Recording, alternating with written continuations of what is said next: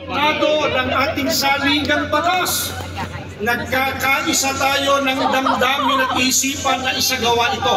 Inuulit po namin ng may kapayapaan at pagkakaisa.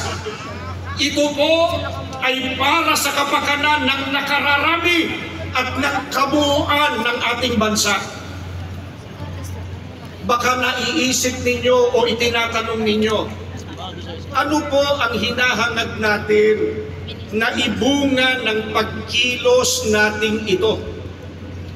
Hindi lamang po ang magtulungan ang mga leader ng ating gobyerno, kundi ang pagtuunan nila ng pansin ang kapakanan ng ating bansa sa ikalulutas po ng mga problemang kinakaharap ng mga mahihirap na mga kababayan na pinalalalaban ng korupsyon, mga kalamidad, kriminalidad, bangayang pampolitika at iba pa. Ang mga ito po ang dapat ay pagsikapang bakahin ng ating pamahalaan.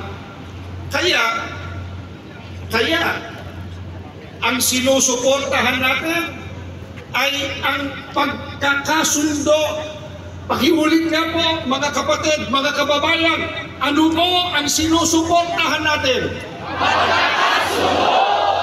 Pagkakasundo, hindi po mga bangayan, bintangan at sariling interes. Ang nais natin ay ipagpauna ng mga namumuno sa pamahalaan ang mga kapakanan at ikabubuti ng mas nakararami bago ang pamumulitika. Gusto po natin iparinig sa mga nasa pamahalaan ang damdamin ng sambayanan. Gising kami! Pakiulit nga po! Gising kami! Pakiulit ulit! Gising kami! Hinihintay namin ang paglilingkod ninyo sa kapakanan naming mga simpleng Pilipino. Hindi ang pagsusulong ng mga bagay na hindi makagagaan sa buhay ng mga kababayan natin. Mamaya po, abangan nyo, higit pang lilinawin ng mga kasama nating magsasalita ang nagkakaisang layunin natin. Kaya payapang nagkakatipon-tipon tayo ngayon.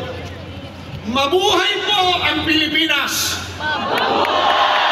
Mabuhay ang Pilipinas! Mabuhay ang mamamayang Filipino!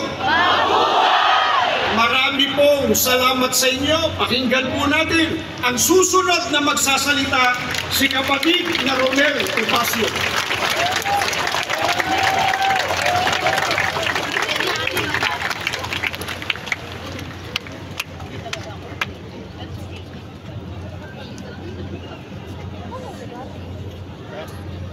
Magandang hapon po sa inyong lahat, mga kapatid. Magandang hapon din po sa lahat ng ating mga kaibigan at mga kababayan.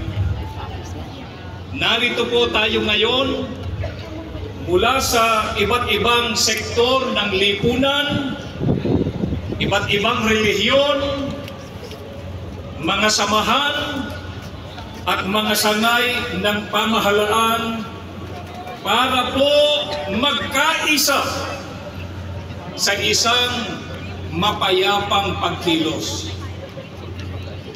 Ang pagtitipon natin ito ay isa pong konkretong pagpapakita ng ating suporta sa pahayag ng Pangulo ng Republika ng Pilipinas, kagalang-galang Ferdinand Marcos Jr. sa kanyang pahayag